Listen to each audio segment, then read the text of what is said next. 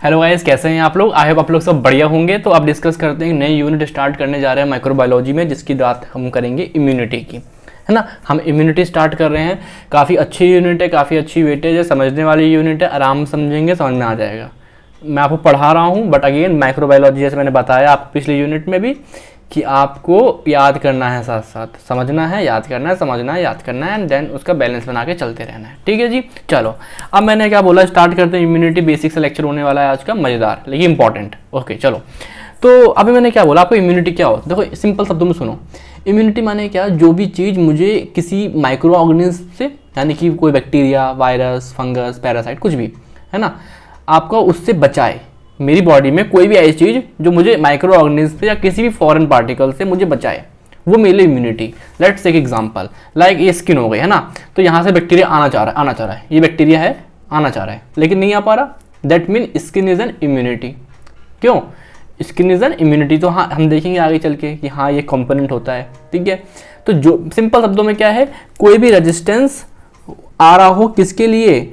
आपका micro organism और किसी भी फॉरेन सब्सटेंस के लिए हमारी बॉडी ऑफर कर रही हो रेजिस्टेंस कि भैया तुम मत आओ, तुम मत आओ। अगर आ भी गए हो तो हम मार देंगे, आ रहे हो तो हम मार देंगे, है ना। चलो, तो हमारे पास दो टाइप की होती है इम्यूनिटी, जिसे हम बोलते हैं एक इन्नेट इम्यूनिटी, एक सेकेंड, एक होती है इन्नेट इम्यूनिटी, एक होती है एक्वायर्ड इम्यूनिटी। बचपन से पता है हम लोगों को, इन्नेट इम्यूनिटी हमारी इनबॉर्न, हमारा जो जेनेटिक मेकअप हमारे बचपन से लेके, है ना, विरासत में मिली जो हमको, तो वो आ गई आपकी इन्नेट इम्यूनिटी। एक्वायर्ड, जैसे मैं आपको पढ़ा रहा हूँ, आप पढ़ रहे हो, तो मैं अपना पढ़ाना सीख रहा हूँ, कुछ नॉलेज ले रहा हूँ, आप लोग भी मेरे से कुछ नॉलेज ले रहे हो, तो वो सब क्या है, एक्वायर्ड एक तरीके से, है ना। एक्वायर्ड मतलब यही होता है। बट एक्वायर्ड इम्यूनिटी का मतलब क्या हो गया कि ऐसी इम्यूनिटी, ऐसी कुछ चीज़ें हमारी बॉडी सीखेगी, ऐसी कुछ चीज़ें बॉडी हमारी बनाएगी जो उसके लाइफ टाइम में बनाना है, सीखा उसने, है ना, during the course of the life. तो मुझे लगता नहीं कि ज़्यादा कुछ है, लेकिन हमें अब इन्नेट इम्यूनिटी के बारे में इस लेक्चर में डिटेल में पढ़ना है, इन डिटेल पढ़ना है। तो मैं एक्वायर्ड नहीं इसमें इंडल्ज करूँगा, काफ़ी बड़ी वीडियो हो जाएगी, क्योंकि एक्वायर्ड में बहुत सारे क्लासिफिकेशन करने ढंग से, तो उसको मैं अलग वीडियो में रखूंगा। बट अभी हमें इस वीडियो में, छोटी सी वीडियो में, 10-15 मिनट तक की वीडियो में इन्नेट पूरा क्लियर कर दूंगा, कोई दिक्कत नहीं। चलो, अब मैंने क्या बोला, आ जाओ। तो क्या है यहाँ पे, inborn resistance against infection that an individual possess right from the birth, है ना, बर्थ से, जो उसके जेनेटिक मेकअप में है, स्किन वगैरह हम देखेंगे बहुत कुछ। ठीक है, तो वो जो उसके पास पैदाइशी आ गया है। अब 5 प्रॉपर्टी होती हैं जो कि डिफरेंशिएट कर लोगे, इन प्रॉपर्टीज को आप देखोगे, अच्छा इसको, इस क्या मतलब इन प्रॉपर्टी से, इन प्रॉपर्टी से आप इन्नेट को और एक्वायर्ड इम्यूनिटी को डिफरेंशिएट कर सकते हो कि इन्नेट में ये, एक्वायर्ड में ऐसा ऐसा ऐसा, है ना। अभी हम जब एक्वायर्ड पढ़ लेंगे तो कंपेयर भी कर लेंगे। ठीक है जी, चलो अब मैंने क्या बोला, अब एक्टिन ये आपका तुरंत काम करता है, क्योंकि बनी बनाई है ना, बचपन से मिला है ना, तो तुरंत आया, तुरंत काम करा। एग्जाम्पल लेके चलें, स्किन आपकी हमारे बचपन से आती है, तो ये आपकी इन्नेट इम्यूनिटी है। ठीक है, तो जैसे बैक्टीरिया आ रहा है, तुरंत काम कर रहा है उस तरीके से। कोई ऐसा नहीं कि पहले स्किन नहीं है, बैक्टीरिया आ रहा है फिर स्किन बन रहा है, ऐसा होता है क्या? नहीं होता। ठीक है, तो तुरंत काम करता है, इसमें कोई प्रायर एक्सपोजर रिक्वायर्ड नहीं है। स्किन का ही लेके चल रहे हैं, तो ऐसा नहीं है कि पहले बैक्टीरिया आएगा उसके बाद स्किन बनेगी, नहीं, बिल्कुल तैयार है। ठीक है, प्रायर एक्सपोजर नहीं। अगर मैं बोलूँ आपसे, पहले स्पेसिफिसिटी की बात करें कि आपका ना स्पेसिफिक नहीं होता, स्पेसिफिसिटी बंद है। मतलब अगर बैक्टीरिया आ रहा है, फंगस आ रही है, वायरस आ रहा है ना, आपका पैरासाइट आ रहा है, आपका डस्ट पार्टिकल आ रहा है, कुछ भी आ रहा है, अच्छी चीज आ रही है, पिज्जा आ रहा है, पिज्जा, बर्गर, कुछ भी, सबको रोकेगा। स्पेसिफिसिटी नहीं है, स्किन सबको रोकेगी, पीएच, HCl सबको मारेगा, बॉडी टेम्परेचर सबको मारेगा, बढ़ गया तो स्पेसिफिक नहीं है किसी चीज को लेके, किसके लिए अच्छा, इसके लिए बेकार। ठीक है, तो ये स्पेसिफिक नहीं होता, कोई मेमोरी भी नहीं होती, स्किन लेके चलो समझ में रहता है। और डाइवर्सिटी भी नहीं है इतनी कि देखो, आप देखोगे ना कि एक्वायर्ड में आप देखोगे कि यार हर एक बैक्टीरिया के सब टाइप के लिए हमारी बॉडी में एंटीबॉडी बन जाती है, उसके लिए ये एंटीबॉडी, उसके लिए स्पेसिफिक बैक्टीरियाज के अंदर भी क्लासिफिकेशन होगा, पर्टिकुलर बैक्टीरिया के लिए स्पेसिफिक एंटीबॉडी बॉडी में होती है, तो एक्वायर्ड। बट यहाँ ऐसा नहीं है, सबको सेम तरीके से मारा जाएगा, सबको फेगोसाइड करके मारा जाएगा, डाइवर्सिटी नहीं है यहाँ पे इतनी। चलिए, नैरो डाइवर्सिटी। अब मेरे को जो मेन टॉपिक है इस लेक्चर का वो है कंपोनेंट्स। हमें कंपोनेंट्स पढ़ने हैं, करीब करीब 10 कंपोनेंट्स होंगे, आई थिंक, हाँ 10 कंपोनेंट्स हैं। ठीक है, तो हमें एक एक करके सबको पढ़ना है कि क्या क्या इसके अंदर आता है, बॉडी में ऐसा क्या क्या है, मेरी बॉडी में ऐसा क्या क्या है जो मुझे बचपन से मिला था, है ना, वो हमें देखने जा रहे हैं। ओके चलो, हाँ पहले बात करते हैं एनाटॉमिकल बैरियर, जैसे कि स्किन हो गई, म्यूकोजल सरफेस हो गया पूरा, है ना। तो वो सब क्या हो गया, आपके बचपन से मिला है आपको, ये एनाटॉमिकल बैरियर हैं। इनकी वजह से यार कोई चीज़ें अंदर नहीं, जैसे देखते हो कि कट लग जाता है तो इन्फेक्शन हो जाता है तुरंत वहाँ पे, क्यों? क्योंकि वो बैरियर ब्रीच हो गया, वो बैरियर जो था वो हट गया। ठीक है, चलो फिजियोलॉजिकल बैरियर, जिसमें बॉडी टेम्परेचर हो गया, पीएच हो गया। तो बॉडी टेम्परेचर ह्यूमन में जितना 37 डिग्री है ना सेंटीग्रेड, तो आपका क्या होगा, इस कुछ लोग इसमें सर्वाइव नहीं कर पाएंगे तो मर जाएंगे। पीएच HCl वगैरह स्टमक में निकलता है, ठीक है, वो सब हो गया।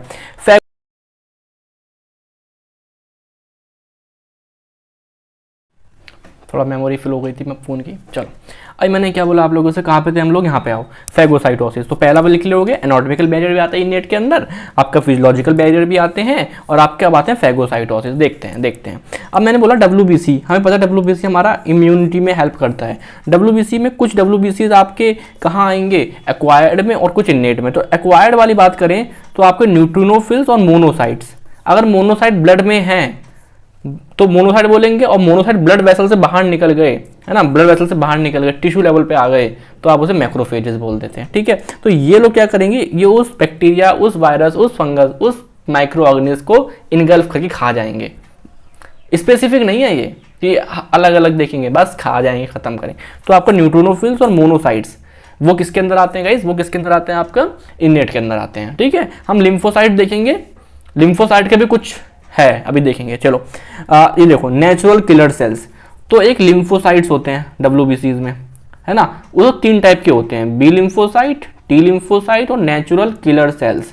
तो ये दोनों जो हैं, B lymphocyte and T lymphocyte, ये किस में आते हैं आपके, ये आते हैं आपके एक्वायर्ड इम्यूनिटी में। लेकिन जो नेचुरल किलर सेल है वो किस में आता है, इननेट इम्यूनिटी में। ये कुछ नहीं करता कि मान लो एक वायरस है, वो हमारे किसी एक सेल में चला गया, ये वायरस चला गया हमारे किसी सेल में, ठीक है, तो ये सेल कैसा हो गया, वायरस इन्फेक्टेड सेल हो गया। तो नेचुरल किलर सेल इसको क्या करेंगे, इसको खत्म कर देंगे, इसे खत्म कर देंगे, ट्यूमर सेल को खत्म कर देंगे। ठीक है, समझ में आ रहा है क्या? तो ये नेचुरल किलर सेल्स हो गए। ओके, अब आते हैं लास्ट, कुछ होते हैं मास्ट सेल्स। हम पढ़ेंगे हाइपर सेंसिटिविटी टाइप 1, वहां देखेंगे इस चीज को, लेकिन अभी समझ लो। तो मैंने क्या बोला, यहां देखो, ये आपका मास्ट सेल है, यहां पे लगी हुई है IgE एंटीबॉडी, पहले कभी लगी होगी, मैं ढंग से बताऊंगा हाइपर सेंसिटिविटी में, बस अभी सुन लो, है ना। तो ये क्या है, IgE एंटीबॉडी लगी हुई है, ये ठीक है। अब मान लो बाहर से कोई एंटीजन आया, ऐसा वाला कलर देखो, बाहर से कोई ऐसा एंटीजन आया, ऐसा एलर्जन आया जो क्या हो, उसके लिए सेंसिटिव हो उसकी बॉडी, है ना, एलर्जी, किसी डस्ट, पॉलन ग्रेन कुछ आया, वो आके यहाँ पे लग गया, बनी बनाई IgE पे। तो ये जो मास्ट सेल है, इसका ये फट जाएगा, इसका लाइसिस हो जाएगा, और इसके अंदर से ग्रैन्यूल्स निकलेंगे। उन ग्रैन्यूल्स के अंदर हिस्टामिन हो गया, आपका प्रोस्टोग्लैंडिन्स हो गया, बहुत सारे साइटोकाइंस हो गए, जो कहीं ना कहीं आपके उस बैक्टीरिया को, उस एलर्जन को मारेंगे, है ना। और साथ साथ वो अपने वालों को मारने लगते हैं। अभी हम नहीं देख रहे उस चीज़ को, एलर्जी क्या होती है अभी नहीं देख रहे, ठीक है। तो इन्फ्लामेशन आती है, किलिंग ऑफ बैक्टीरिया आती है। मेरी बात फिर समझो, मैंने क्या बोला आपसे, आपके पास मास्ट सेल है, उसके पास IgE एंटीबॉडी लगी हुई है, ठीक है।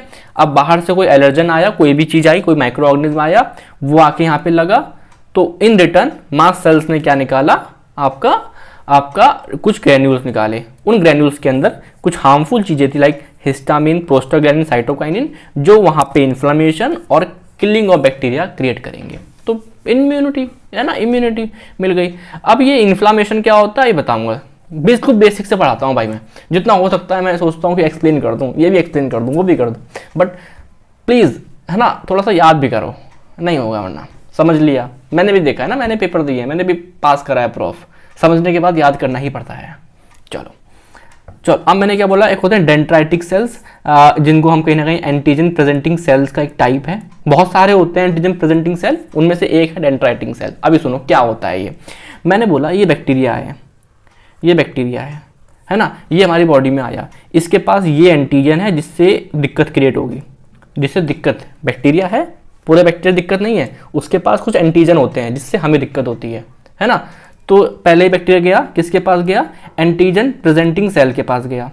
अब एंटीजन प्रेजेंटिंग सेल्स, ये मान लो एंटीजन प्रेजेंटिंग सेल है, उसने इस बैक्टीरिया को खा लिया, डाइजेस्ट किया, और जो इसके अंदर ये प्रेजेंट एंटीजन है ना, रेड कलर से दिखाता हूँ, रुको इसको, एंटीजन है उसको उसने अपने ऊपर अपने बाहर प्रेजेंट कर लिया। देखो यहाँ पे क्या है, यहाँ बैक्टीरिया, पूरा बैक्टीरिया है और ये एंटीजन है उसके, ये एंटीजन है, देख पा रहे हो, एक बार देखो यहाँ ये एंटीजन है, ये एंटीजन है, देख पा रहे हो, ये वाले है ना। तो एंटीजन प्रेजेंटिंग सेल ने पहले वो बैक्टीरिया खाया, उसके एंटीजन डाइजेस्ट वगैरह करके सारे एंटीजन अपने कहीं ना कहीं सरफेस पे लगा लिए, है ना। अभी मैं बात नहीं कर रहा MHC क्या 1 2, है ना। तो यहाँ पे क्या हुआ, यहाँ पे एंटीजन को प्रेजेंट कर लिया, किसके सामने प्रेजेंट करेगा जाके, टी लिम्फोसाइट्स के आगे, है ना, टी लिम्फोसाइट्स के आगे। तो जो आपका एंटीजन प्रेजेंटिंग सेल है is a unit of innate immunity और ये आपका एक्वायर्ड इम्यूनिटी। तो कहीं ना कहीं यहाँ पर कनेक्शन लिंक भी बन रहा है कि इनेट इम्यूनिटी बिल्कुल अलग नहीं है, एक्वायर्ड इम्यूनिटी बिल्कुल अलग नहीं है, they all work in hand and by hand, है ना, एक साथ काम कर रहे हैं ये लोग। चलो अब मैंने क्या बोला, यहाँ तो क्या लिखा हुआ है, तो डेंड्राइटिक सेल क्या है, एक तरीके के एंटीजन प्रेजेंटिंग सेल्स जो व्हीकल, एक तरीके से व्हीकल की तरह काम कर रही है, जो आपका ट्रांसपोर्ट करेगा एंटीजन को from the skin mucosal site to the lymph node, जहाँ पे आपका टी लिम्फोसाइट्स हैं, है ना, वहाँ पे उनको रिप्रेजेंट कर देंगे। तो मैंने हल्का हल्का बताया, आगे चल के और बातें करेंगे उसके ऊपर तो और समझ अच्छा आएगा। चलो अब आएंगे कॉम्प्लीमेंट पाथवे। तो हमारे पास 3 पाथवे होते हैं, classical pathway, alternate pathway, mannose pathway. तो उनमें से 2 पाथवे जो हैं वो आपका इनेट इम्यूनिटी का कंपोनेंट है। अभी मैं इसके बारे में कुछ बात नहीं कर रहा, मैं बात करूंगा सेपरेट, एक छोटा सा वीडियो आएगा, तीनों कंप्लीमेंट पाथवे ढंग से पढ़ा दूंगा, ठीक है, क्लासिकल, अल्टरनेट और आपका मैनोस पाथवे, ठीक है, लैक्टिन। ओके, अब आता है इन्फ्लेमेटरी रिस्पॉन्स। तो पहले मेरी बात सुनो, इन्फेक्शन क्या होता है। इन्फेक्शन इज समथिंग, कोई माइक्रो ऑर्गेनिज्म आया मेरी बॉडी में गया, उसने दिक्कत क्रिएट करी, दैट इज इन्फेक्शन हो गया। मेरी बॉडी ने उसके अगेंस्ट में क्या किया, दैट इज इन्फ्लामेशन हो गया। सूजन आ गई, बुखार आ गया, ये सब क्या हो गया, इन्फ्लामेशन हो गया। एक तरीके से मेरी बॉडी रिस्पॉन्स क्या कर रही है, दैट इज इन्फ्लामेशन। वो बैक्टीरिया मेरे अंदर क्या कर रहा है, दैट इज इन्फेक्शन, ठीक। अब क्या हुआ, ऐसे हमारी बॉडी में आप पढ़ोगे, मैं यहाँ बताऊंगा भी नहीं, पैथोलॉजी में टॉपिक होता है इन्फ्लामेशन, कुछ चेंजेस आते हैं, है ना, वेस्कुलर परमेबिलिटी बढ़ती है, वो जाएंगे वहाँ फाइगोसाइट करेंगे उस तरीके से। तो वो सब भी किसके अंदर आएगा, आपका किसके अंदर आएगा, इनेट इम्यूनिटी के अंदर। इन्फ्लामेशन पढ़ा होगा, पहला ही चैप्टर, दूसरा चैप्टर है इन्फ्लामेशन, बहुत इंपॉर्टेंट, ठीक है। चलो अब आता है नॉर्मल रेजिडेंट फ्लोरा। अब नॉर्मल बैक्टीरिया, हमें पता है हमारे पेट के अंदर भी बहुत सारे नॉर्मल बैक्टीरिया वगैरह जो कि हेल्दी कमेंसल्स होते हैं, जो कि हमारे लिए जरूरी हैं, है ना। अगर वो ज़्यादा रहेंगे तो जो हमारे जो खराब वाले हैं, पैथोजन हैं, जो डिसीज करने वाले हैं, उनको न्यूट्रिशन नहीं मिलेगा। अगर अच्छे वाले लोग ज़्यादा धरती पर रहेंगे तो बुरे वाले लोग को इतनी हिम्मत नहीं पड़ेगी कि वो बुरा हो सकें। सिंपल, ऐसे हमारी बॉडी में हो रहा है। अगर अच्छे वाले नॉर्मल फ्लोरा जो अच्छे हैं हमारे लिए, हमारे पेट वगैरह हमारी बॉडी में रहेंगे, तो बुरे वालों की हिम्मत नहीं पड़ेगी कुछ को कर पाएँ, ठीक है। अब ये क्या है, और क्या करते हैं ये लोग, ये साथ साथ एंटी बैक्टीरियल सब्सटेंस प्रोड्यूस करते हैं जिससे वो बैक्टीरिया मरने लगता है, ठीक है। चलो अभी जस्ट मैं कॉलेज से आया, मैं सोचा लेक्चर रिकॉर्ड कर देते हैं। चलो acute phase reactant protein last, ये भी कंपोनेंट है। तो वो क्या होता है, कुछ भी नहीं है। जब कभी एक्यूट इन्फ्लामेशन, तो क्या होता है, कुछ प्रोटीन्स होते हैं जो कि आपके लीवर से बनते हैं एट अ स्टडी कंसेंट्रेशन, कोई इन्फेक्शन नहीं है। तो एक्यूट फेज रिएक्टिव प्रोटीन्स क्या है, they are group of those protein जो आपका लीवर बना रहा है एक कांस्टेंट रेट पे, ना ज़्यादा ना कम, बस बन रहे हैं। लेकिन अगर वहाँ पे किसी तरीके से इन्फ्लामेशन हुई, कोई इन्फेक्शन आया, कोई इन्फ्लामेशन मतलब बॉडी ने कुछ रिएक्ट करा, है ना, यहाँ पे एक्यूट इन्फ्लामेटरी कंडीशन हुई सडन, तो या तो वो प्रोटीन की सिंथेसिस जो पहले हो रही थी वो बढ़ जाएगी या तो वो कम हो जाएगी। पहले कांस्टेंट हो रही थी, अब जैसे ही इन्फेक्शन आया, इन्फेक्शन नहीं बोलूँगा, इन्फ्लामेशन बोलूँगा, इन्फ्लामेशन बॉडी में कुछ चेंजेस आए, है ना, कुछ भी हो सकता है, तो वहाँ पे आपका 2 रास्ते होंगे, या तो सिंथेसिस बढ़ जाएगी या तो सिंथेसिस कम हो जाएगी। समझ में आ रहा है क्या, समझ में आ रहा है क्या। अब जहाँ बढ़ जाएगी तो बोलेंगे हम पॉजिटिव एक्यूट प्रोटीन्स हैं, एक्यूट फेज रिएक्टिव प्रोटीन्स हैं, और ये negative acute phase reactive protein है। समझ में आ रहा है क्या। नॉर्मल होते हैं, कोई इन्फ्लामेशन बॉडी में हुई तो इनके पास 2 ऑप्शन मिले, वैसे इन्फ्लामेशन जो कहीं ना कहीं लीवर भी इफेक्ट हो रहा हो, है ना, तो इन्फ्लामेशन आई तो यहाँ पे 2 ऑप्शन आ गए, 2 ऑप्शन आ गए, या तो वो प्रोटीन बढ़ जाएगी या तो कम हो जाएगी। ऐसा क्यों हो रहा है, उस इन्फ्लामेशन से कोप अप करने के लिए बॉडी कर रही है सब कुछ। लेकिन हम इसको देख सकते हैं, तो पॉजिटिव के अंदर क्या क्या आते हैं, नेगेटिव के अंदर क्या क्या आते हैं। तो पॉजिटिव के अंदर ये इतने प्रोटीन्स हैं, ये बढ़ जाएंगे एकदम से और ये कम हो जाएंगे, ठीक है। एक आता है आपका जो इंपॉर्टेंट शॉर्ट नोट आता है इसके ऊपर, C reactive protein. C reactive protein क्या है, एक तरीके का positive acute phase reactant protein है, यानी कोई भी इन्फ्लामेशन आई बॉडी में एक्यूट वाली तो इसका लेवल बढ़ जाता है, इसका लेवल बढ़ जाता है। ठीक है, कोई स्पेसिफिक नहीं है, बहुत सारी बीमारियों में बढ़ता है। तो ऐसा नहीं कि यार एक बढ़ गया तो एक पर्टिकुलर डायग्नोस बना दूंगा मैं, नहीं, बस इससे हाँ ये होगा कि हाँ कुछ बॉडी में गड़बड़ है, कुछ बॉडी में इन्फ्लामेशन है। ठीक है, लाइक ESR भी ऐसे होता है, इन्फ्लामेशन बढ़ जाता है। Okay, can be raised in any inflammatory condition, यहाँ पे इसकी नॉर्मल वैल्यू देख लो कि नॉर्मली इतना रहेगा, कोई दिक्कत नहीं, लेकिन इतना भी अगर किसी इंसान में बढ़ जाता है 1 मिलीग्राम पर डेसीलीटर से कम तभी बोलेंगे छोटी मोटी दिक्कत है, इनसिग्निफिकेंट, नथिंग टू वरी, है ना। क्या क्या है, ज़्यादा एक्सरसाइज कर ली, कॉमन कोल्ड, प्रेगनेंसी। लेकिन अगर 1 से 10 के बीच में है तो ये कुछ पॉसिबल रीज़न हो सकते हैं, मे बी ना भी हो सकते हैं, मे बी, है ना, नॉट वेरी स्पेसिफिक। और अगर मार्क्ड इंक्रीज 10 से ज़्यादा है तो ये सब भी हो सकता है। तो थोड़ा सा एक टॉपिक है, मैंने बताया आप लोगों को, इतना ही जानना था। मैं आपको एक्वायर्ड के बारे में नेक्स्ट लेक्चर में बताऊंगा। इननेट के बारे में जितना आपको आना चाहिए आपको आता है, बिल्कुल आता है। ठीक है, चलिए गाइस, थैंक यू, बाय।